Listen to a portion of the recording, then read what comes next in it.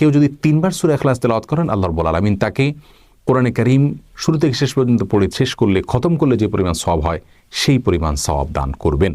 যদিও কোরআনে কারীমের শুরু থেকে শেষ পর্যন্ত কষ্ট করে তেলাওয়াত করে শেষ করলে তিনি যে মর্যাদা পাবেন, হুবহু সেই মর্যাদা কোনোদিনই সূরা ইখলাস 3 বার পাঠকারী ব্যক্তি পাবে না। তাহলে হাদিস থেকে খোলাসাভাবে আমরা জানতে পারলাম যে সূরা ইখলাস 1 বার বা 3 বার পাঠ করার বিষয়টি হাদিস থেকে বোঝা যায় বা প্রমাণিত হয়, এর ফজিলত এবং মর্যাদার কথা। এর বাইরে সূরা ইখলাস 10 বার, 50 বার, 100 বার, 200 বার কিংবা 1000 বার তেলাওয়াতের কোনো ফজিলতের কথা রাসূল আকরাম সাল্লাল্লাহু আলাইহি ওয়াসাল্লাম থেকে বর্ণিত হয়েছে কিনা আমরা সে বিষয়টি জানার চেষ্টা করি।